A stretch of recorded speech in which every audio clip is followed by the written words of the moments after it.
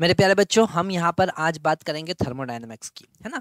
Class 11 का very important chapter है ये, थर्मोडायनामिक्स। और इस थर्मोडायनामिक्स में हमको मेन मेन चीज़ें देखना है जो हमारे एग्जाम पॉइंट ऑफ व्यू से बहुत ज़्यादा इंपॉर्टेंट है। ओके, इसमें बहुत सारे फार्मूलेज होते हैं और अगर ये फार्मूले सारे हमने याद रखें तो हम डेफिनेटली हर क्वेश्चन सॉल्व कर पाएंगे। तो मेनली हम फोकस फार्मूले पे करेंगे और फार्मूले को कैसे यूज़ करना है हम उसकी आज बात करेंगे। ओके, तो अगर हम थर्मोडायनामिक्स की बात करें, वैसे तो बहुत सारी चीज़ें इसमें होती है, जैसे थर्मोडायनामिक प्रोसेस क्या होती है, थर्मोडायनामिक स्टेट क्या होते हैं, थर्मोडायनामिक वेरिएबल्स क्या होती है ना। जैसे प्रेशर, वॉल्यूम और टेम्परेचर की अगर हम बात करें तो किसी पर्टिकुलर इंस्टेंट पे प्रेशर, वॉल्यूम और टेम्परेचर थर्मोडायनामिक स्टेट है, और यही प्रेशर, वॉल्यूम और टेम्परेचर थर्मोडायनामिक वेरिएबल होते हैं। तो एक स्टेट से अगर वो दूसरी स्टेट पे जाता है तो इस स्टेट चेंज को हम कहते हैं थर्मोडायनामिक प्रोसेस। ओके, तो ये सारी बातें हम थ्योरेटिकली समझ सकते हैं, जिनकी बात अभी हम यहाँ पे नहीं कर रहे हैं। हम मेनली यहाँ पर ऐसे कॉन्सेप्ट देख रहे हैं जो फार्मूला बेस्ड है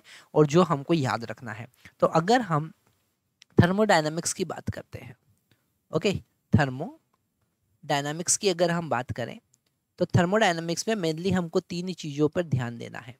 ओके, जब कभी हम थर्मोडायनामिक की बात करेंगे, थर्मोडायनामिक प्रोसेस की बात करेंगे, तो जो न्यूमेरिकल्स होंगे, जो क्वेश्चंस होंगे, उसमें तीन चीज़ों की बातें होती है।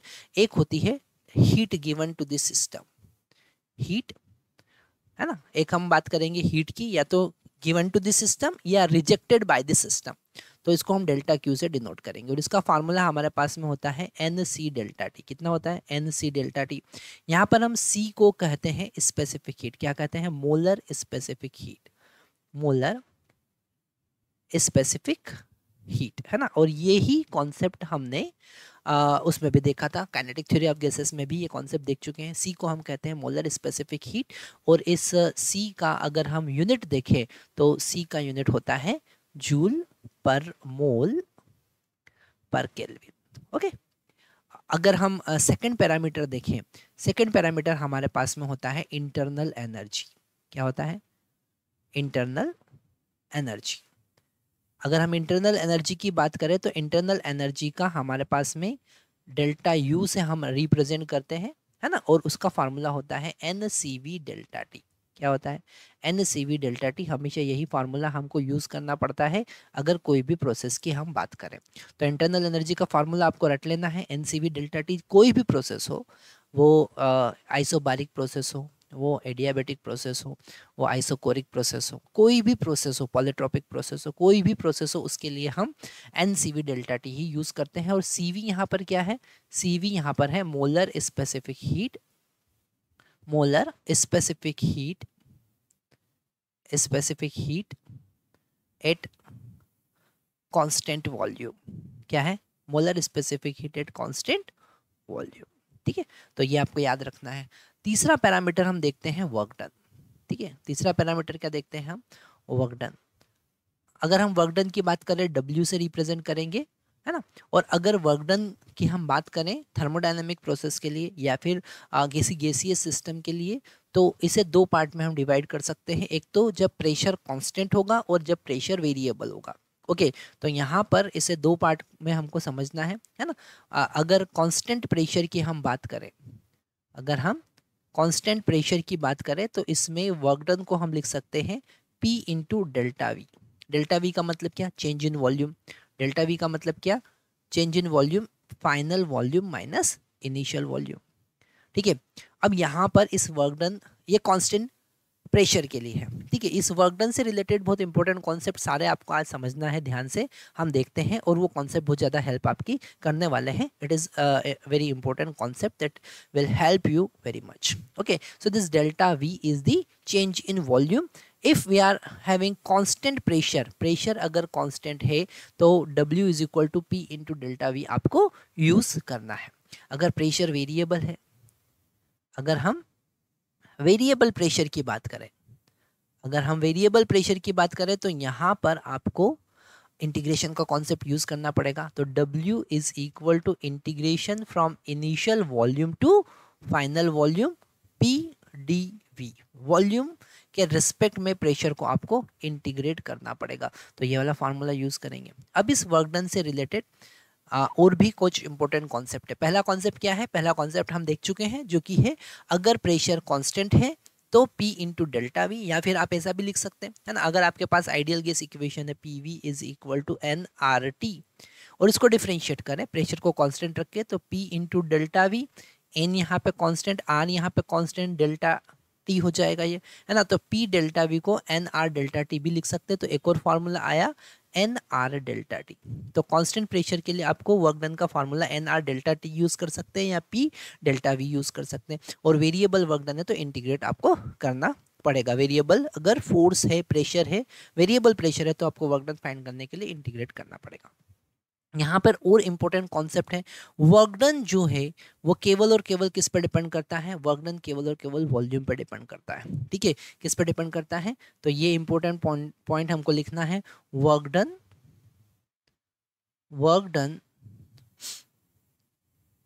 Depends on volume, depends on volume. Work done किस पर डिपेंड करता है? वर्क डन वॉल्यूम पर डिपेंड करता है। अगर initial volume is equal to final volume, है ना, मतलब कि W मतलब डेल्टा V इक्वल टू 0, तो वर्क डन कितना होगा? 0 होगा। ये पहला कॉन्सेप्ट हमको समझ में आया। There is no change in volume then work done is equal to 0। इस प्रोसेस को हम कहते हैं आइसोकोरिक प्रोसेस। और आइसोकोरिक प्रोसेस में जिसमें वॉल्यूम कांस्टेंट रहता है, delta V is equal to 0 रहता है, तो वर्क डन यहाँ पर 0 होगा। पहला कॉन्सेप्ट हमने वर्क डन के लिए देखा। अगर initial volume is less than final volume, मतलब वॉल्यूम इंक्रीज हो रहा है, ठीक है, वॉल्यूम क्या हो रहा है? इंक्रीज हो रहा है, मतलब डेल्टा वी ग्रेटर देन 0।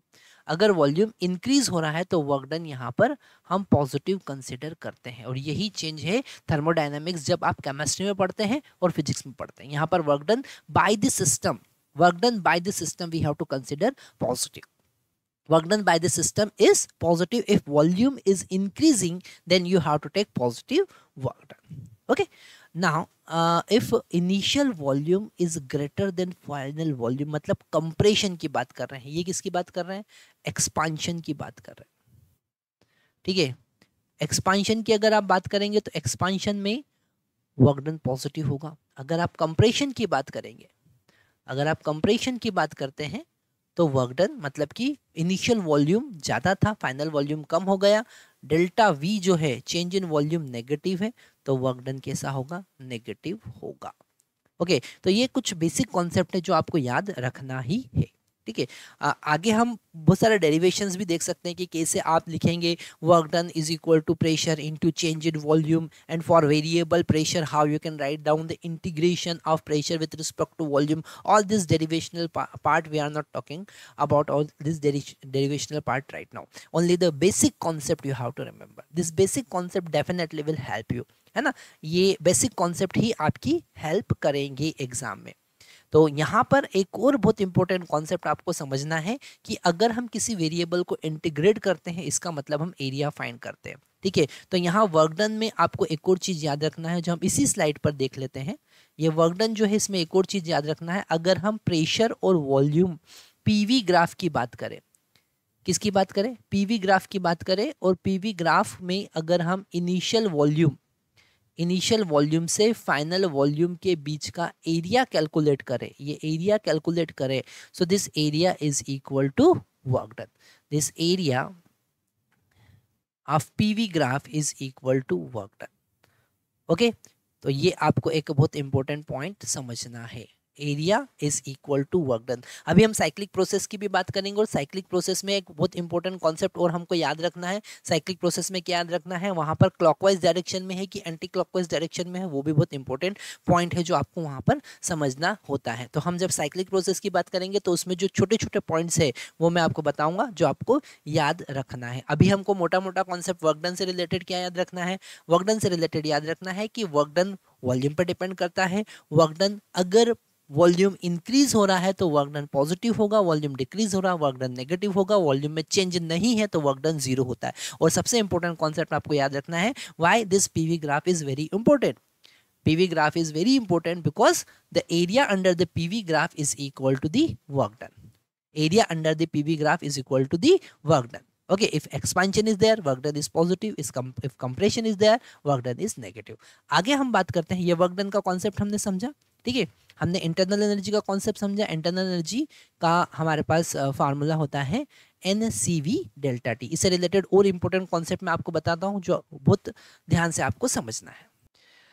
मेरे प्यारे बच्चों, अब हमको बहुत इंपॉर्टेंट कॉन्सेप्ट और देखना है कि अगर हम हीट की बात करें, है ना, अगर हम हीट की बात करें, heat given to the system और heat rejected by the system, जिसको हम डिनोट करते हैं डेल्टा क्यू से, और उसके लिए मैंने आपको फार्मूला बताया था NCV delta, NC delta T होता है और C को हम कहते हैं मोलर स्पेसिफिक हीट। अब C जो होता है वो अलग अलग टाइप की प्रोसेस के लिए अलग अलग होता है। अगर हम, और मेनली हमारे पास CP और CV होता है। अगर हम CP की बात करें तो specific heat at constant pressure, क्या लिखेंगे, specific heat at constant pressure, specific heat at constant pressure.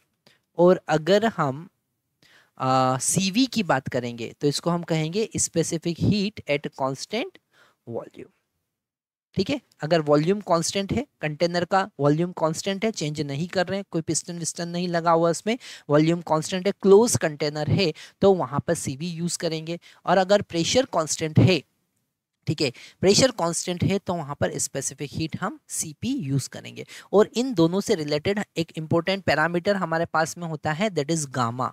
ये गामा क्या होता है, ये गामा होता है CP डिवाइडेड बाई CV, है ना, ratio of specific heat at constant pressure to the constant volume.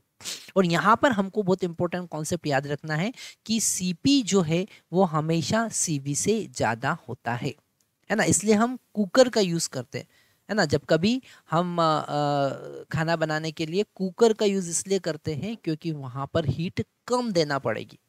और CP अगर आपने वॉल्यूम कांस्टेंट नहीं रखा, प्रेशर कांस्टेंट रखा, तो स्पेसिफिक हीट ज़्यादा होती है, वहाँ पर हीट ज़्यादा देना पड़ती है। कांस्टेंट प्रेशर पे हीट ज़्यादा लगती है, कांस्टेंट वॉल्यूम पर हीट कम लगती है, ठीक है। तो CP is greater than CV। तो यहाँ से हमको एक कॉन्सेप्ट ये समझ में आया कि gamma is always greater than 1। Gamma का वैल्यू हमेशा 1 से बड़ा होता है। ये नेक्स्ट हमको एक बहुत इंपॉर्टेंट कॉन्सेप्ट को समझना है जिसे हम कहेंगे डिग्री ऑफ फ्रीडम। क्या कहेंगे, डिग्री ऑफ फ्रीडम। ओके, जो कि हम KTG में भी देख चुके हैं। डिग्री ऑफ फ्रीडम क्या होता है, degree of freedom, okay, degree of freedom, degree of freedom. अब ये डिग्री ऑफ फ्रीडम क्या चीज है, जिसको F से हम डिनोट करेंगे। डिग्री ऑफ फ्रीडम है number of direction in which any particle can move independently. It is the number of direction जिसमें कोई पार्टिकल इंडिपेंडेंटली मूव कर रहा है। जैसे मोनो एटॉमिक है तो डिग्री ऑफ फ्रीडम 3 होता है, 3 डायरेक्शन में वो इंडिपेंडेंटली मूव कर सकता है। अगर x डायरेक्शन में मूव करता है तो y और z डायरेक्शन से इंडिपेंडेंट है। y डायरेक्शन में मूव करेगा तो x और z डायरेक्शन से इंडिपेंडेंट है, मतलब इंडिपेंडेंटली मूव कर सकता है। So this is the degree of freedom and this degree of freedom and this gamma having relationship. Okay, तो क्या रिलेशन है वो जरा देख लेते हैं। तो यहाँ पर रिलेशन है, अगर आप गामा को फाइंड करना चाहते हैं, क्योंकि डिग्री ऑफ फ्रीडम हमको पता होता है कि मोनो एटॉमिक है, डायटॉमिक है, ट्राई एटॉमिक है, किस टाइप का मॉलिक्यूल है, किस टाइप का स्ट्रक्चर है, उसके अकॉर्डिंग आप डिग्री ऑफ फ्रीडम बता सकते हैं। और डिग्री ऑफ फ्रीडम पता है तो आप गामा का वैल्यू बता सकते हैं। गामा इज इक्वल टू होता है 1+2/f। क्या होता है, 1+2/f। ये बहुत इंपॉर्टेंट रिलेशन मैं आपको बता रहा हूँ जो आपको ध्यान से समझना है, और इसको आप डिराइव भी कर सकते हैं। पर हम अभी डेरिवेशन की बात तो कर नहीं रहे, हम फार्मूले की बात कर रहे हैं। फार्मूला बहुत इंपॉर्टेंट है जो आपको याद रखना है। तो gamma is equal to 1+2/f होता है डिग्री ऑफ फ्रीडम, और गामा के बीच में ये रिलेशनशिप है, ठीक है। और अगर हम यहाँ पर दो हमारे पास रिलेशन आए, एक रिलेशन आया है CP is equal to gamma times CV, एक रिलेशन ये आया है ना, this is the relation between CP and CV। The gamma is the ratio between two specific heat at constant volume and constant pressure. अब यहाँ पर CP और CV में रिलेशन एक और हमारे पास में है कि CP is equal to CV plus R होता है। CP is equal to CV plus R होता है, और इन दोनों इक्वेशन को अगर हम सॉल्व करें तो यहाँ से CP और CV का वैल्यू हम निकाल सकते हैं गामा के टर्म्स में। तो अगर हम CV की बात करें CV की बात करें तो ये हमारे पास फार्मूला होगा R डिवाइडेड बाय गामा -1। आप ये पूछ सकते हैं कि सर ये फार्मूला कहाँ से आया, तो कोई दिक्कत वाली बात नहीं है, यहाँ पर इन दोनों को सॉल्व कर लो, है ना। यहाँ पर CP का वैल्यू इसमें पुट करो और CP का वैल्यू फाइंड कर लो, फिर CV का वैल्यू फाइंड कर लो। यहाँ पर हमारे पास में CV का एक और फार्मूला होता है, CV इज इक्वल टू क्या होता है, F/2 इंटू आर। अब ये कहाँ से आया, ये हमारे पास में आया था इंटरनल एनर्जी के कॉन्सेप्ट से। कहाँ से आया था, इंटरनल एनर्जी के कॉन्सेप्ट से आया था, law of equipartition of energy, every degree of freedom having equal number of equal amount of energy, that is 1/2 nRT. So if any gaseous system having F degree of freedom, okay, so the energy is equal to F/2 nRT, और वहां से ये आया था internal energy के concept से। तो this CV। अब यहाँ पर CP का अगर हम बात करें तो CP का फार्मूला क्या होगा, CP का फार्मूला क्या है, CV में गामा का मल्टीप्लाई करना है, तो gamma into R divided by gamma -1। वैसे भी ये वाला रिलेशन आप याद रखेंगे, CV का वैल्यू अगर पता है तो CP का वैल्यू आप फाइंड कर सकते हैं R का प्लस करके। ओके, तो अब हमको नेक्स्ट देखना है इन सब के बारे में, सारे जितने भी पैरामीटर देखे हमने, डिग्री ऑफ फ्रीडम देखा हमने, गामा देखा हमने, CP देखा हमने, CV देखा, और किस टाइप का गैस है, मोनोएटॉमिक है, डायटॉमिक है कि ट्राइएटॉमिक है। तो वहां पर इन सब के लिए गामा का वैल्यू, CP का वैल्यू, R का वैल्यू, CV का वैल्यू क्या होगा उसकी हम बात करने वाले हैं। नेक्स्ट स्लाइड पे हम पहुंचते हैं। तो मेरे प्यारे बच्चों, नेक्स्ट स्लाइड में हम क्या देख रहे हैं, हम एक टेबल देख रहे हैं, है ना, जिस टेबल में हमारे पास में सारे पैरामीटर हैं। सबसे पहले अगर हम अलग अलग टाइप की गैसीय सिस्टम की बात करें, जैसे कि मोनोएटॉमिक गैस की बात करें, किसकी बात करें, मोनोएटॉमिक गैस की बात करें, है ना, जैसे कि हमारे पास में हीलियम है, हमारे पास में नियॉन गैस है, ऐसा इनर्ट गैस जो होती है मोनोएटॉमिक है। अगर हम डायटॉमिक गैस की बात करें, डायटॉमिक गैस तो हमको पता है कौन कौन सी होती है डायटॉमिक गैस, जैसे हमारे पास में है H2 है, हाइड्रोजन है, हमारे पास N2 है, नाइट्रोजन है, हमारे पास में O2 है ना, ऐसी गैस से रिलेटेड सिस्टम कोई आता है। ट्राइएटॉमिक गैस की बात करें, है ना, तो ट्राइएटॉमिक की जब हम बात करेंगे तो वहाँ पर दो टाइप के सिस्टम हो जाएंगे, एक होगा पहला लीनियर, कैसा होगा, लीनियर, और दूसरा यहाँ पर हम देखेंगे ट्राइंगुलर। कैसा देखेंगे, ट्राइंगुलर, ट्राइंगुलर, ठीक है। तो ये हमको टेबल देखना है, तो यहाँ पर हमने टेबल बना लिया। अब अगर हम सबसे पहले बात करते हैं F डिग्री ऑफ फ्रीडम के लिए, तो मोनोएटॉमिक का डिग्री ऑफ फ्रीडम कितना होता है, 3। कितना होता है, 3। मोनोएटॉमिक का डिग्री ऑफ फ्रीडम कितना होता है, 3। 3 डायमेंशन में वो इंडिपेंडेंटली मूव कर सकता है, एक्स डायरेक्शन, वाई डायरेक्शन और जेड डायरेक्शन। ओके, अगर हम डायटॉमिक की बात करें तो डिग्री ऑफ फ्रीडम कितना होता है, 5। अगर डिग्री ऑफ फ्रीडम के कॉन्सेप्ट को आपको समझना है तो अभी लास्ट में हमने एक जो वीडियो डाला है काइनेटिक थ्योरी ऑफ गैसेस का, तो वो जरूर देख लीजिए, वो भी शॉर्ट वीडियो है, 10-15 मिनट में आपको सारा कॉन्सेप्ट समझ में आ जाएंगे। और अगर लीनियर मॉलिक्यूलर, ट्राइएटॉमिक में लीनियर है तो डिग्री ऑफ फ्रीडम 7 होता है, और ट्राइंगुलर तो डिग्री ऑफ फ्रीडम 6 होता है। ये भी कॉन्सेप्ट हम डिस्कस कर चुके हैं। अब अगर हम गामा की बात करें, और गामा का फार्मूला हम पहले ही आपको बता चुके हैं, gamma is equal to 1+2/f होता है। तो गामा यहाँ से पता चल जाएगा आपको, ये कोई रटने की जरूरत नहीं, कॉन्सेप्ट याद रखो, आपको ऑटोमेटिकली याद हो जाएगा। तो f का वैल्यू अगर 3 यहाँ पर पुट करेंगे तो गामा कितना हो जाएगा, 1+2/3 मतलब 5/3। गामा कितना हो जाएगा मोनोएटॉमिक गैस के लिए, 5/3। अगर हम डायटॉमिक की बात करें तो गामा कितना हो जाएगा, 1+2/5 दैट इज 7/5। कितना हो जाएगा, 7/5। अगर हम ट्राइएटॉमिक लीनियर मॉलिक्यूल की बात करें तो गामा का वैल्यू कितना हो जाएगा, 1+2/7 दैट इज इक्वल टू 9/7। कितना हो जाएगा, 9/7। अगर लीनियर मॉलिक्यूल की बात करें तो गामा का वैल्यू कितना हो जाएगा, 1+2/6 मतलब 1+1/3 मतलब 4/3। कितना हो जाएगा, 4/3। तो ये गामा का वैल्यू आपको याद रख लेना है, ठीक है। अब अगर हम आगे कौन सा पैरामीटर देखा था, आगे हम CV की बात करें, है ना, अगर हम CV की बात करें तो CV का फार्मूला हमारे पास डायरेक्ट होता है F/2 इंटू आर। वैसे तो आप gamma divided R divided by gamma -1 भी यूज कर सकते हैं, पर ये F/2 R वाला फार्मूला ज़्यादा बेटर है, जो आपको बहुत ईजिली CV का वैल्यू दे देगा। तो मोनोएटॉमिक के लिए CV का वैल्यू कितना होता है, 3R/2। डायटॉमिक के लिए CV का वैल्यू कितना होता है, 5R/2। कितना होगा, 5R/2। और ट्राइएटॉमिक में CV का वैल्यू या तो 7R/2 होगा, या फिर CV का वैल्यू 6R/2 होगा, मतलब कि 3R होगा। ओके, तो ये वैल्यू बहुत इजी है, आप बहुत इजीली ये सारा कॉन्सेप्ट याद रख सकते हैं। ठीक है। आगे देखते हैं, अगर हम Cp का वैल्यू फाइंड करें मेरे प्यारे बच्चों, अगर आपको Cp का वैल्यू फाइंड करना तो कैसे करोगे? Cv की हेल्प से, है ना। Cp is equal to Cv plus R, है ना। तो यहाँ पर इसमें आर एड कर देना है। तो यहाँ पर मोनोएटॉमिक के लिए कितना होगा? 3/2 plus are, that is 5r/2, है ना। अगर हम डायटोमिक की बात करें तो Cp कितना होगा? प्लस आर कर देंगे तो 7r/2, है ना। और अगर हम यहाँ पर देखें Cp का वैल्यू लीनियर मॉलिक्यूल के लिए तो कितना हो जाएगा? प्लस आर कर देंगे तो 9r/2, ठीक है।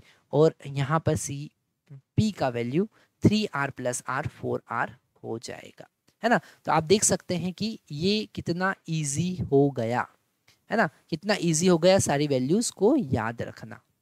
सारी वैल्यूज को याद रखना कितना इजी हो गया। तो ये सारे कॉन्सेप्ट हमने देखे, हमने एफ के बारे में देखा, हमने गामा के बारे में देखा, सीपीसीवी के बारे में देखा, और ये वैल्यूज याद रखना बहुत इजी है। और डायरेक्टली एग्जाम में जो क्वेश्चन आएंगे उसमें डायरेक्टली वैल्यू हमको यूज करना होगा।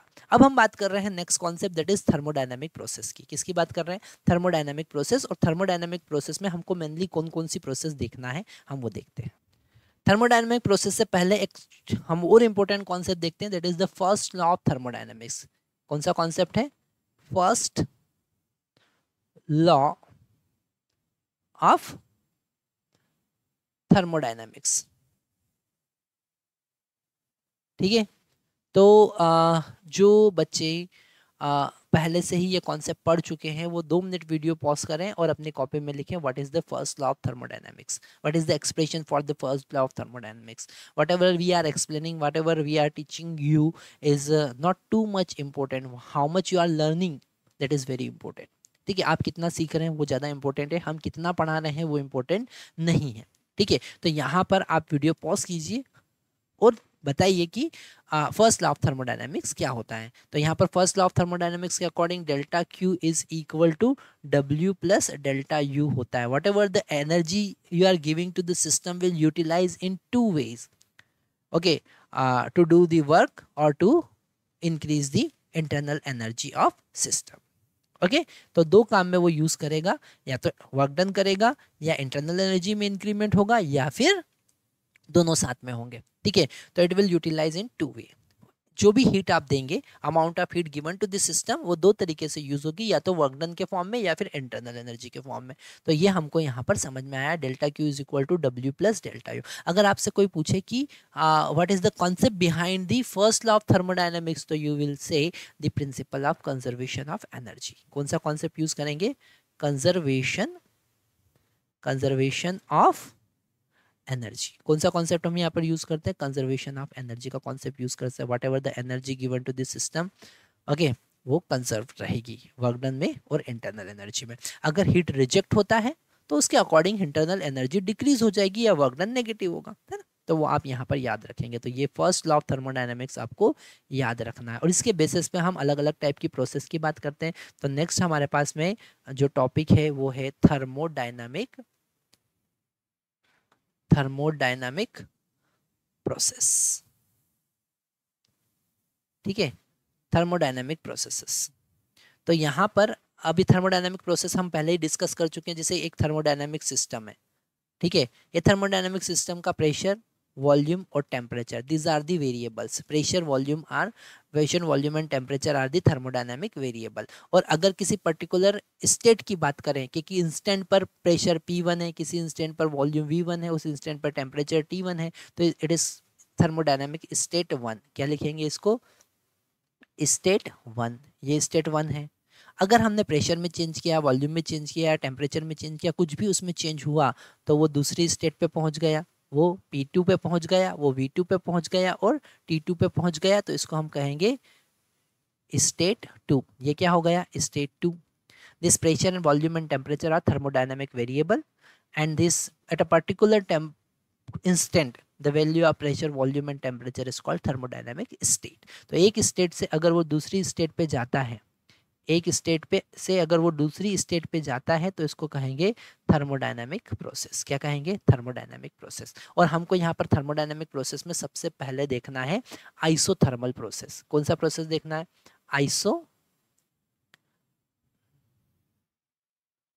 Isothermal process.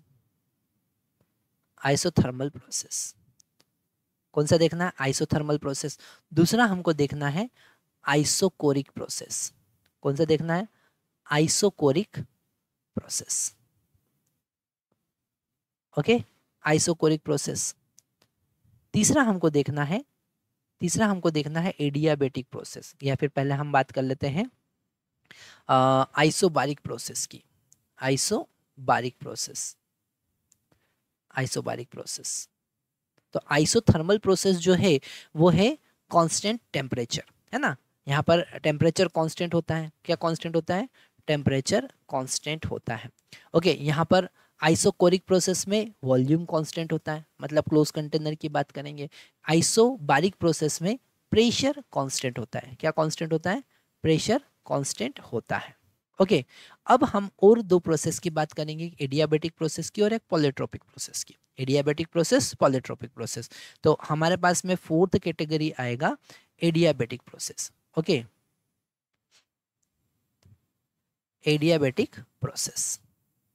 और एडियाबेटिक प्रोसेस में डेल्टा क्यू जो होता है वो इज इक्वल टू 0 होता है, मतलब कि there is no exchange of heat to this system and surrounding. System और सराउंडिंग के बीच में कोई हीट का एक्सचेंज नहीं है। ठीक है, जब आप थर्मोडायनामिक्स पढ़ना स्टार्ट करते हैं तो वहाँ पर जैसे केमिस्ट्री में आपने थर्मोडायनामिक्स पढ़ा, तो सबसे पहले आप सिस्टम देखेंगे, सराउंडिंग देखेंगे, what is the system, what is the surrounding, close system, open system, isolated, adiabatic system and the surrounding.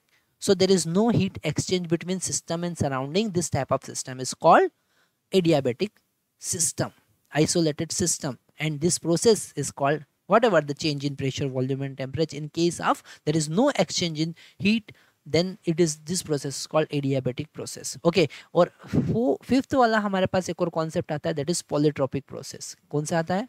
polytropic process. बहुत इंपॉर्टेंट कॉन्सेप्ट है polytropic process. अभी पॉलीट्रोपिक प्रोसेस क्या है? पॉलीट्रोपिक प्रोसेस में कुछ भी हो सकता है। ठीक है, तो उसके लिए भी हम पूरा कॉन्सेप्ट एक बार देखने वाला है। तो सबसे पहले और यहाँ पर किसी चीज़ का डेरिवेशन हम नहीं देख रहे हैं, केवल कॉन्सेप्ट देख रहे हैं, which will help you very much in your examination. Okay, और यहाँ पर हम जब देखेंगे तो आपको ये भी समझ में आ जाएगा कि ये क्यों इम्पोर्टेंट है। तो मेरे प्यारे बच्चों, अगर हम यहाँ पर बात करते हैं किसकी, अगर हम यहाँ पर बात कर रहे हैं आइसोथर्मल प्रोसेस की, ठीक है, हम बात कर रहे हैं आइसोथर्मल प्रोसेस। अगर हम बात कर रहे हैं आइसोथर्मल प्रोसेस की, तो आइसोथर्मल प्रोसेस क्या होता है? आइसोथर्मल प्रोसेस जिसमें टेम्परेचर क्या होता है? कांस्टेंट होता है। टेम्परेचर क्या होता है? कांस्टेंट होता है। टेम्परेचर अगर कांस्टेंट है मतलब डेल्टा टी इक्वल टू 0, तो सबसे important concept delta U equal to 0 होगा। Delta U is equal to 0 होगा, मतलब no change in internal energy. Internal energy में कोई चेंज नहीं होगा। जो कॉन्सेप्ट मैं आपको बता रहा हूँ बहुत इंपॉर्टेंट है, जो आपकी हेल्प बहुत ज़्यादा करने वाले हैं। No change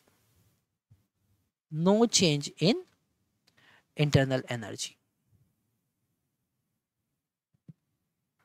no change in internal energy. Internal energy में कोई चेंज नहीं होगा। No change in internal energy if temperature remain constant. Temperature constant है तो अब अगर हमारे पास में आइडियल गैस इक्वेशन की हेल्प से हम देखें, या आपने केटीजी में अगर आप बॉयल्स लॉ की बात करें जिसमें टेम्परेचर कांस्टेंट है तो pressure is inversely proportional to volume, और वहीं से PV is equal to nRT हम लिखते हैं। तो यहाँ पर पी इंटू वी क्या होगा?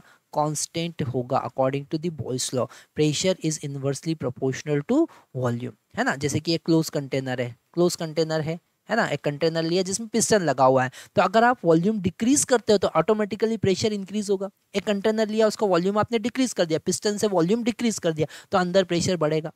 सो this pressure is inversely proportional to volume. If you are increasing the volume, definitely this pressure will decrease. So it is inversely proportional to the volume. PV is equal to constant.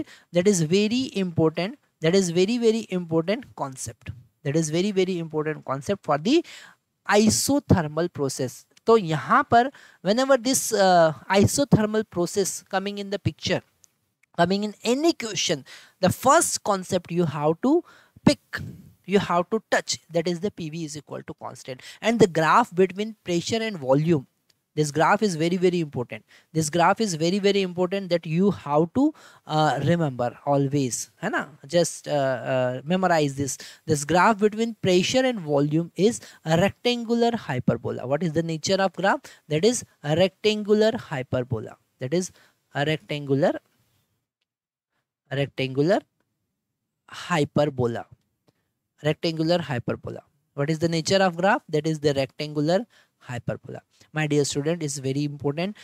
Rectangular hyperbola is the nature of graph for the isothermal process and graph between pressure and volume. This pressure is inversely proportional to the volume. It is very very important that you have to learn. Okay. यहाँ पर अब अगर हम सारे concept की बात करें तो यहाँ पर इंटरनल एनर्जी का तो पता चल गया कि जीरो होता है, वर्क डन और हीट गिवन की बात करें तो according to the first law of thermodynamics, first law of thermodynamics के according delta Q is equal to W plus delta U होता है, पर ये तो हो गया zero, W delta U is equal to ये कितना हो गया, जीरो हो गया फॉर दी आइसोथर्मल प्रोसेस। तो यहाँ पर delta Q is equal to W होता है, delta Q is equal to W होता है। Whatever the heat given to the system will completely utilise to increase the volume to do the work by the system. Okay, so this W is equal to, अगर हम यहाँ पर integration का concept use करके derive करें जो अभी हम यहाँ पर नहीं देख रहे हैं तो वो होगा एन आर टी, टी तो कांस्टेंट है, और लिखेंगे एल एन। नेचुरल लॉग आपको लिखना है बेस ई वाला, यहाँ पर डिकेड लॉग या 10 बेस वाला आपको नहीं यूज करना है ना, नेचुरल लॉग यूज करना है, L N V two by V one. Okay, और यहाँ पर ये एक कॉन्सेप्ट समझ में आ रहा है कि पी वी इक्वल टू अगर कांस्टेंट है, मेरे प्यारे बच्चों ये बहुत इंपॉर्टेंट पॉइंट है जो आपको याद रखना है, ठीक है। मतलब P V P one V one is equal to P two V two होगा, P1 V1 is equal to P2 V2। तो यहां पर अगर हम nRT ln, अच्छा मेरी बात बताओ, मेरी बात समझो, यहाँ पर V2 by V1 is equal to क्या हो जाएगा, P1 बाई P2 हो जाएगा ना, P1 बाई P2। तो यहाँ पर पुट कर सकते हैं, तो एक और फॉर्मूला हमारे पास में आया P1 बाई P2। ओके, तो ये बहुत इंपॉर्टेंट पॉइंट्स है जो आपको याद रखना है, यहाँ पर ब्रैकेट आप लगा सकते हो, है ना। So work done and heat given to the system is equal to nRT ln V2 by V1 और nRT ln P1 by P2। जो भी कंडीशन दे रखा है उस कंडीशन का वैल्यू यहाँ पर पुट करना है। थर्मोडायनामिक्स जो है बहुत इजी चैप्टर है जिसमें ज़्यादा कॉन्सेप्ट यूज नहीं करना होते हैं, बस बेसिक फार्मूला बेस्ड क्वेश्चन आते हैं जो आपको बहुत जल्दी मार्क्स दिलवा देगा, ठीक है। तो यहाँ पर ये हमने यूज़ किया। आगे हम बात करते तो इस आइसोथर्मल प्रोसेस में मैक्सिमम कॉन्सेप्ट आपको समझ में आ गए होंगे। यहाँ पर ग्राफ का नेचर, अच्छा यहाँ पर हमारे पास में दूसरे ग्राफ भी होते हैं, वो भी आप थोड़ा थोड़ा समझ लीजिए। अगर हम टेम्परेचर और वॉल्यूम के बीच में ग्राफ बनाएं, वॉल्यूम वर्सेस टेम्परेचर, तो टेम्परेचर तो यहाँ पर कांस्टेंट है, टेम्परेचर तो कांस्टेंट है और वॉल्यूम इंक्रीज हो रहा है, तो ग्राफ ऐसा वर्टिकल बनेगा, है ना। वॉल्यूम जो है इनिशियल वॉल्यूम V1 से फाइनल वॉल्यूम V2 तक पहुंच जाएगा, ग्राफ कैसा बनेगा, वर्टिकल बनेगा, है ना। यहाँ पर अगर हम देखें जैसे कि प्रेशर जो है वो P1 है ना, और यहाँ पर उस प्रेशर P1 पे वॉल्यूम V1 है।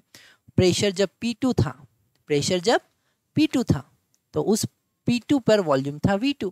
सो if this volume is increasing from this first state to second state, so pressure will decrease, है ना।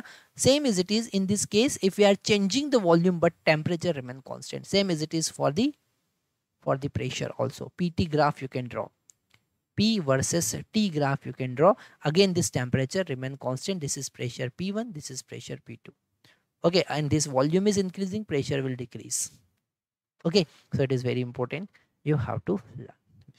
ये बहुत इंपॉर्टेंट कॉन्सेप्ट है जो आपको मैं बार बार बोल रहा हूँ, ये बहुत इंपॉर्टेंट कॉन्सेप्ट है जो आपको समझना है। हम नेक्स्ट स्लाइड पे जाते हैं, अब आइसोकोरिक प्रोसेस की बात करेंगे। नेक्स्ट हम बात कर रहे हैं सेकंड प्रोसेस, आइसोकोरिक प्रोसेस, ठीक है। आइसोकोरिक प्रोसेस, आइसोकोरिक प्रोसेस क्या चीज है, जिसमें वॉल्यूम कांस्टेंट होता है, मतलब डेल्टा V इक्वल टू 0 होता है ना, delta V is equal to 0 होता है।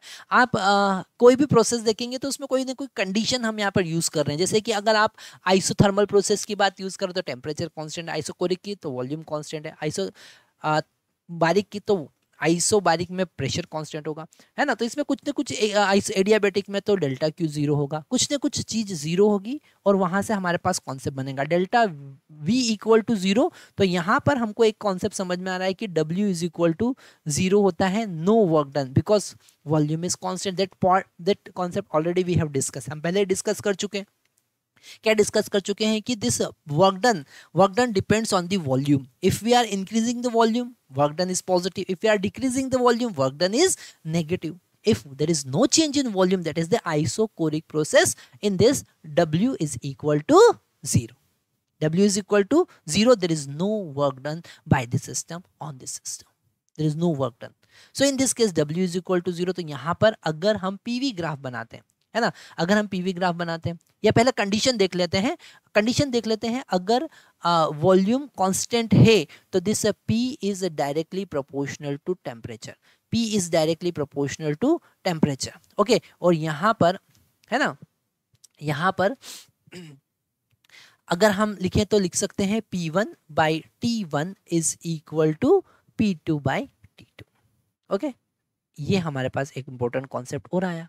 अगर आप P और V के बीच में ग्राफ बनाते हो तो वॉल्यूम तो यहाँ पर कांस्टेंट, तो प्रेशर चेंज होगा, वॉल्यूम कांस्टेंट रहेगा, है ना। मान लेते हैं वॉल्यूम कांस्टेंट है, that is a V not, तो वॉल्यूम कांस्टेंट रहेगा। प्रेशर यहाँ पर मान लेते हैं इंक्रीज हो रहा है, तो प्रेशर यहाँ पर P1 से P2 पहुंच रहा है। क्या पहुंच रहा है? P1 से P2, ठीक है, 1 से P2 पहुंच रहा है ना। तो graph will be vertical line, and if you are just plotting the graph between, और ये बहुत इंपॉर्टेंट कॉन्सेप्ट वापस हम डिस्कस कर रहे हैं, graph between pressure and temperature, है ना, तो वो स्ट्रेट लाइन बनेगा प्रेशर और टेम्परेचर के बीच। तो इधर टेम्परेचर ले लिया, पर टेम्परेचर केल्विन में लेना पड़ेगा। किस में लेना पड़ेगा? केल्विन में लेना पड़ेगा। ये है pressure, so it is straight line, and this straight line, यहाँ स्ट्रेट लाइन हमको ओरिजिन से पास करते हुए बताना है, पर ओरिजिन से पास करवाना नहीं है, ठीक है। ओरिजिन से पास नहीं होगी वो, ऐसा लगता है कि वहां से जा रही है, पर उसको वहां तक पहुंचाना नहीं है, क्योंकि 0 केल्विन पॉसिबल नहीं है। तो आपको अगर उसको प्रैक्टिकली समझना है, प्रैक्टिकल रिप्रेजेंट करना है, that 0 kelvin is not practically possible, so you have to just draw the line which is appearing to passing through the origin, not, वो पास नहीं होगी, ऐसा लगेगा कि वहां से जा रही है, जाती हुई, है ना। सो इट इज यहाँ पर ऐसे जाती हुई होगी। तो यहाँ पर अगर आपका प्रेशर P1 है, सॉरी टेम्परेचर T1 है, तो उस पर प्रेशर P1 होगा, ठीक है। और यहाँ पर अगर आपका टेम्परेचर T2 है, आपका नहीं, सिस्टम का टेम्परेचर T2 है, तो प्रेशर P2 इंक्रीज होगा, यहाँ पर डायरेक्टली प्रोपोर्शनल है ना। अच्छा, अब अगर इस ग्राफ को केल्विन की जगह डिग्री सेल्सियस में बनाए तो क्या होगा, वो आपको बताना है, ठीक है। It is my humble request to all of my student that just give the comment what will be the change in this graph if we are changing the scale of temperature from Kelvin to degree Celsius, okay। इससे हमको बहुत ज़्यादा खुशी होगी अगर आप ये answer देते हैं तो। What will be the change? And it is the basic concept of NCERT. You can just check in NCERT and you can give the answer. Okay, तो यहाँ पर ये हमारे पास में कॉन्सेप्ट आया। अब अगर हम यहाँ और आगे के सिस्टम की बात करते हैं, आप VT ग्राफ भी बना सकते हैं अगर आप चाहें कि VT ग्राफ बनाना है। इधर आपने टेम्परेचर ले लिया, इधर आपने वॉल्यूम ले लिया, VT ग्राफ बनाना चाहिए। ये सारे ग्राफ बहुत इंपॉर्टेंट है जो आपको समझना है। तो यहाँ पर हम लिख सकते हैं कि वॉल्यूम तो कांस्टेंट होगा। क्या होगा? Volume constant. अगर टेम्परेचर बढ़ रहा है T1 से T2 पहुंच रहा है ना, तो ग्राफ कैसा बनेगा? स्ट्रेट लाइन बनेगा। वॉल्यूम क्या है? कांस्टेंट, ठीक है। अब अगर हम और दो पैरामीटर की बात करते हैं, डेल्टा क्यू की बात करते हैं, तो फर्स्ट लॉ ऑफ थर्मोडायनेमिक्स के according delta Q is equal to W plus delta U होता है। पर यहाँ पर डब्ल्यू क्या है? बताओ डब्ल्यू क्या है? डब्ल्यू इज इक्वल टू तो 0 है। ये कितना है? 0 है। तो delta Q is equal to delta you.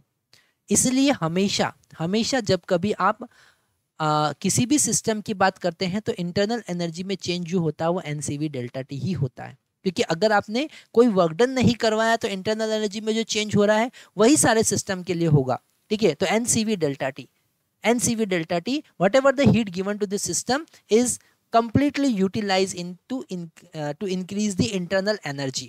Internal energy को बढ़ाने में ही वो यूज करेगा. There is no work done.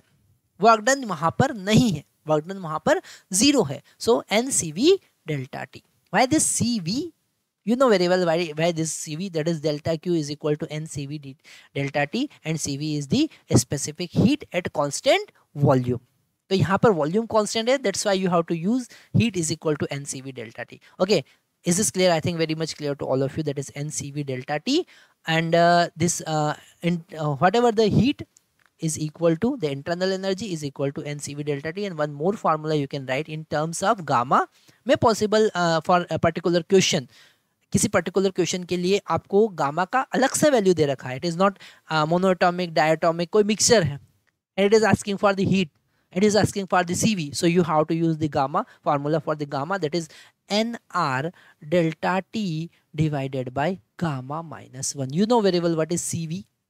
Okay, CV is equal to R divided by gamma minus 1.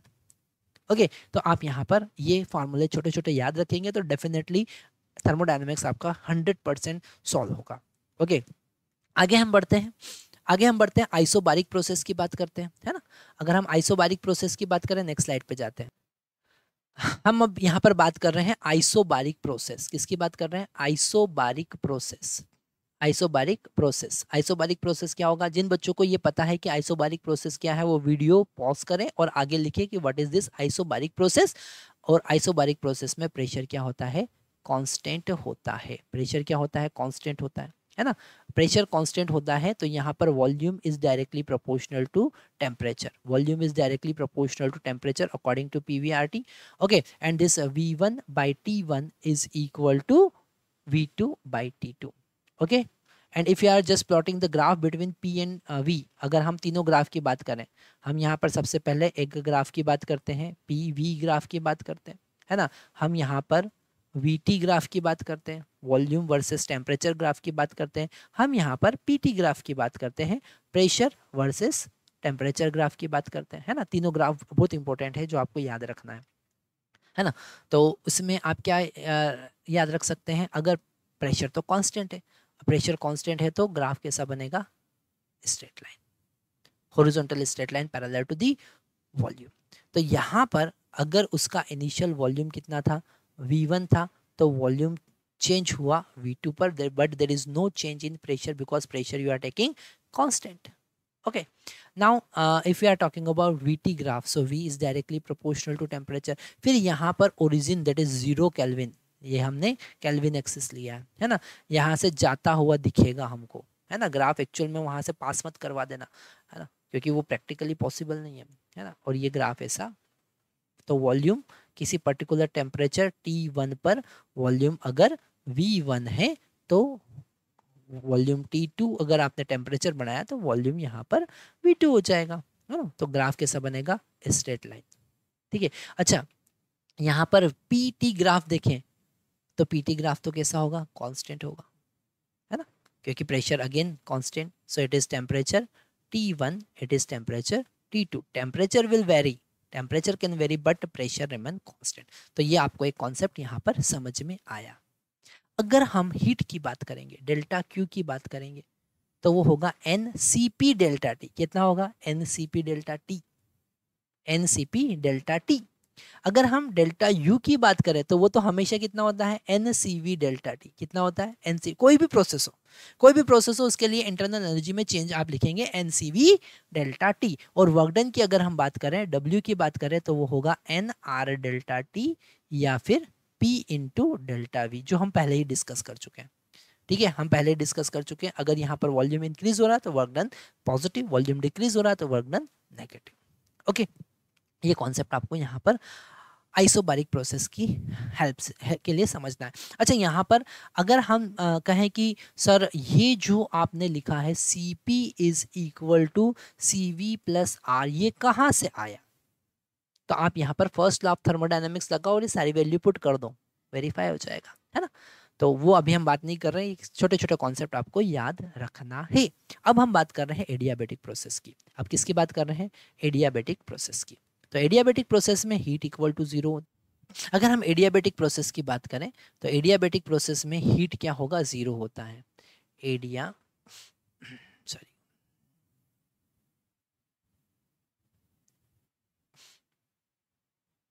अगर हम एडियाबेटिक प्रोसेस की बात करें तो एडियाबेटिक प्रोसेस में हीट एक्सचेंज इक्वल टू कितना होगा?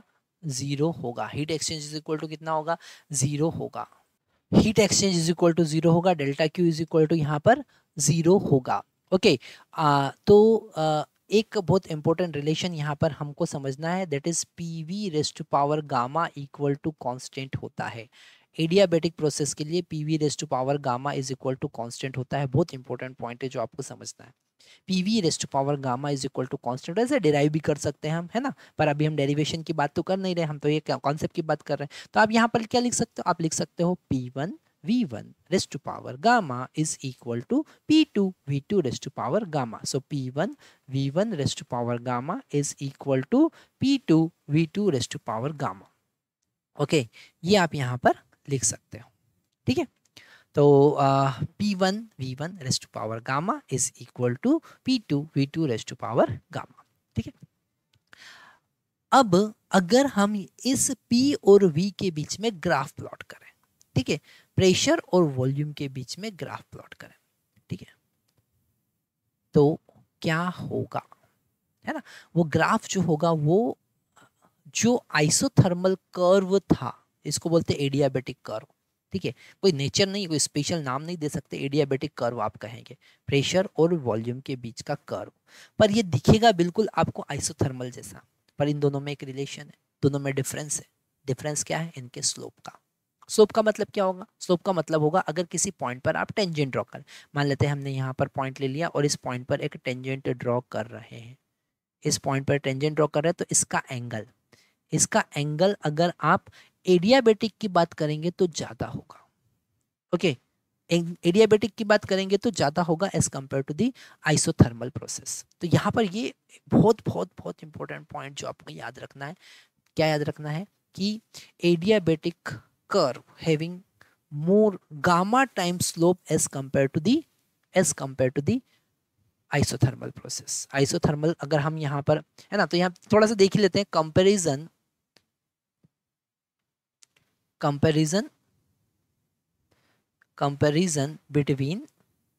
Between isothermal,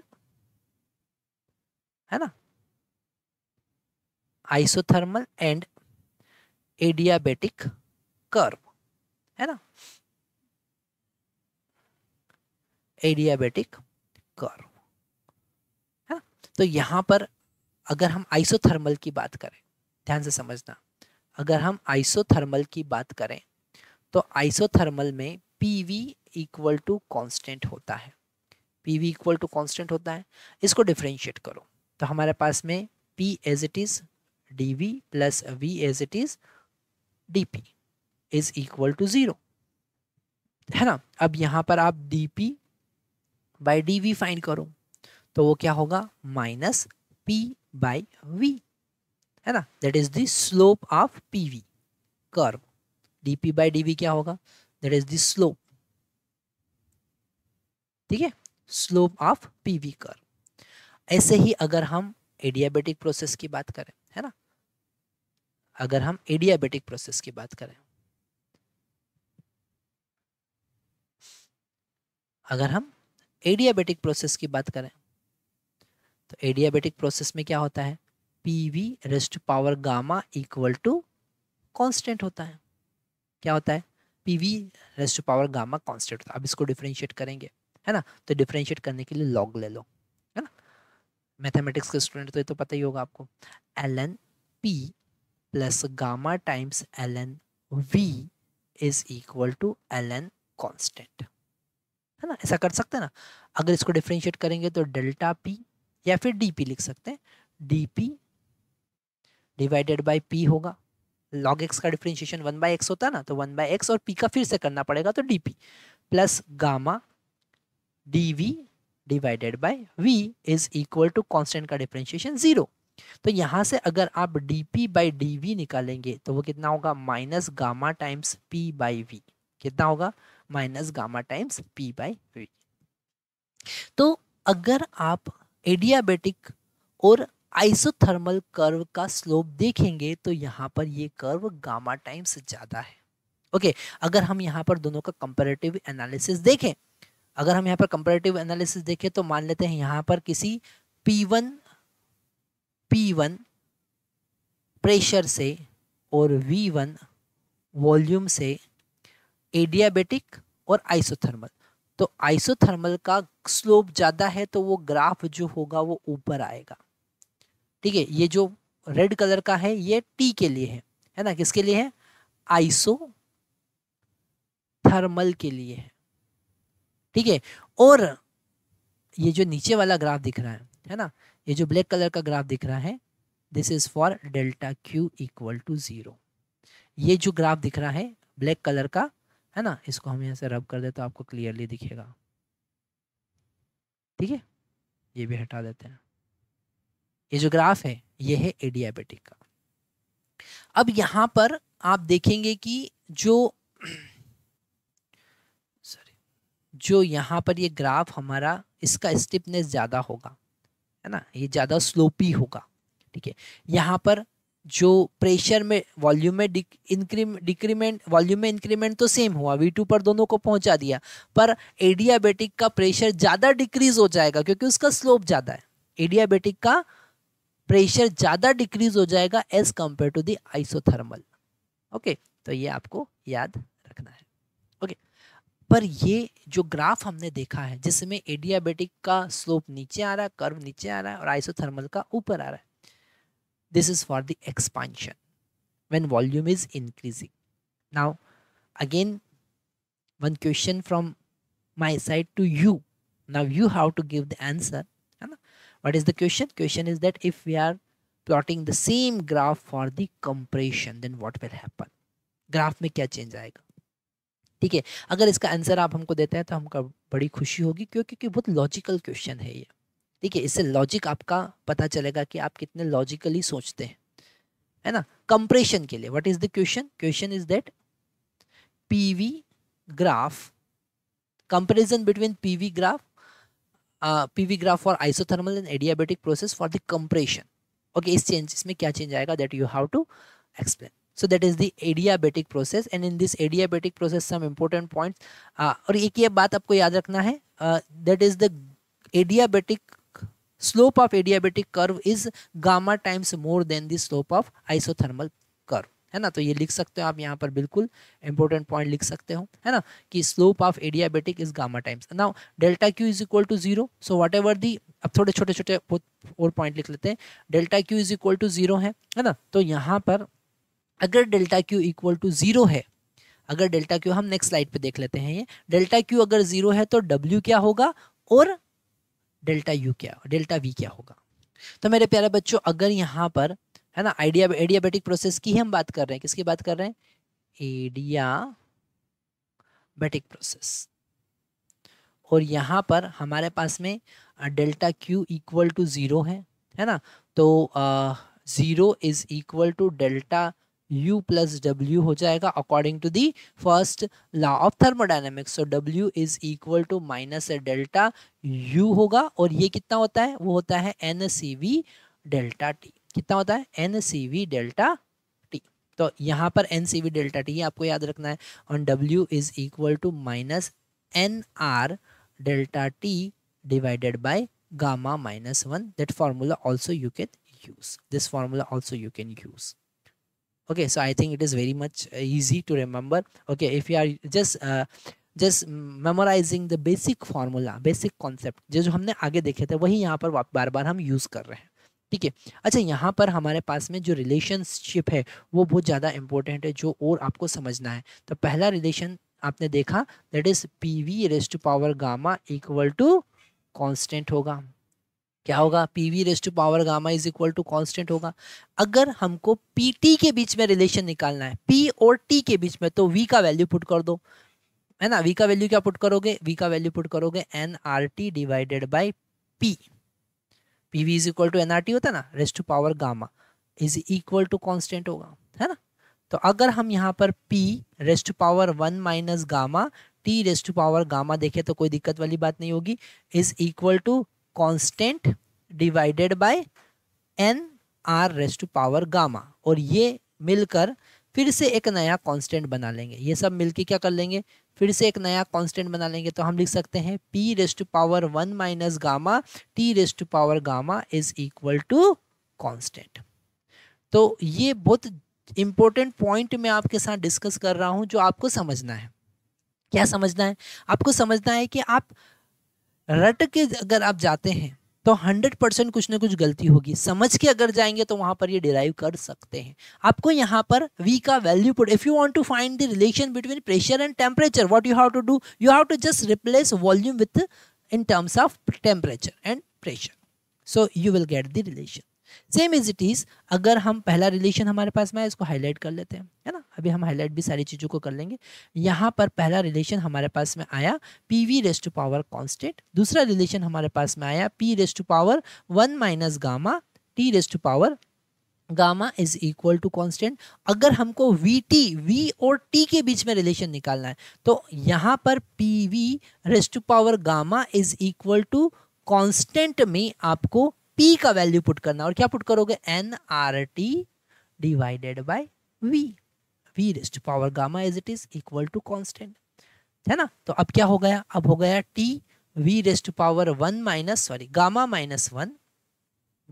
minus 1 is equal to constant, is equal to constant. So this again we are coming, we are having a very important relationship, और ये relationship याद नहीं रखना आपको, मैं वापस से बार बार बोल रहा हूँ, you don't have to remember this, you have to remember how to find it, okay, because it is very easy to find in examination also, and definitely some questions are coming, okay अगर 2023 के paper देखेंगे 24 में भी हम देखने वाले हैं, तो इससे रिलेटेड कॉन्सेप्ट डायरेक्टली क्वेश्चन आते हैं, एंड इन एडवांस ऑल्सो। अगर आप 23 का एडवांस का पेपर देखेंगे और उसमें फिजिक्स का एक सेक्शन देखेंगे जिसमें मल्टीपल चॉइस क्वेश्चन थे, एक से ज़्यादा जो क्वेश्चन हमको करेक्ट होते हैं ऑप्शन, उसमें एक क्वेश्चन यहाँ पर गिवन है इसी कॉन्सेप्ट से रिलेटेड, डिक्टो इसी कॉन्सेप्ट से रिलेटेड वहाँ पर गिवन है। तो आप बिल्कुल ये छोड़ना मत, एक भी कॉन्सेप्ट छोड़ना मत। अगर आप सोच रहे हैं कि हम ये कॉन्सेप्ट मिस करके चले जाएंगे तो it is my humble request, don't skip this concept. And for the 11th student which are moving to the 12th, okay, this concept are very important that you have to remember, you have to learn, you have to do the ratification of this formulas from the first day of 12th, okay, so that you will not be in trouble at the end of board examination at the time of revision of 11 syllabus in 12th में 11 के syllabus को revise करते time आपको कोई trouble नहीं होगी, कोई problem नहीं होगी, आपको 11th का फोबिया परेशान नहीं करेगा, सिलेबस का बर्डन आप पे नहीं होगा, if you are remembering all this concept, okay. तो ये हमने यहाँ पर देखा, आगे हम और बात करते हैं। यहाँ पर मेरे प्यारे बच्चों अब हम देख रहे हैं, हम बात कर रहे हैं पॉलीट्रॉपिक प्रोसेस की। हमने 4 टाइप की प्रोसेस देख ली है, आइसोथर्मल प्रोसेस जिसमें टेम्परेचर कांस्टेंट होता है, आइसोकोरिक प्रोसेस जिसमें वॉल्यूम कांस्टेंट होता है, आइसोबारिक प्रोसेस जिसमें प्रेशर कांस्टेंट होता है, एडियाबेटिक प्रोसेस जिसमें हीट कांस्टेंट होता है, there is no exchange of heat. जैसे कि ट्यूब बस्ट हो गया तो उसको टाइम ही नहीं मिला हीट एक्सचेंज करने का, that kind of process is adiabatic process. आपने ट्यूब, आपका साइकिल का ट्यूब लिया, उसका जो वॉल है उसको ओपन कर दिया तो सडनली गैस बाहर निकलेगी, तो जैसे ही प्रेशर इंक्रीज होगा टेम्परेचर डाउन हो जाएगा तो वो गैस हमको चिल्ड लगेगी, बिल्कुल ठंडा ठंडा लगेगा, ठीक है। That is the reason. Sound, propagation of sound is the adiabatic, okay. हम देखेंगे अभी साउंड का जब हम वन शॉट वीडियो बनाने वाले हैं उसमें आपको पता चलेगा कि लाप्लास का करेक्शन ही यही था। न्यूटन फार्मूला क्या था कि this propagation of sound is isothermal process, but the Laplace correction is saying that propagation of sound is adiabatic process. तो वहां पर सही से रिजल्ट आया था, that is 330 kilometre, 333 330 approximate 330 metre per second speed sound का आया था, नहीं तो न्यूटन ने तो 280 निकाल के बताया था, वो गलत है, प्रैक्टिकली गलत है अगर आइसोथर्मल प्रोसेस की बात करें.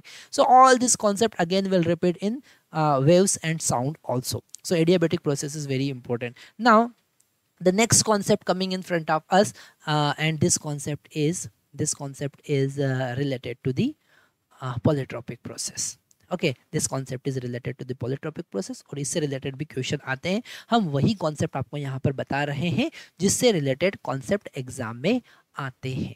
ओके, जिससे रिलेटेड एग्जाम में क्वेश्चन आते हैं. तो यहाँ पर नेक्स्ट हमको देखना है पॉलीट्रोपिक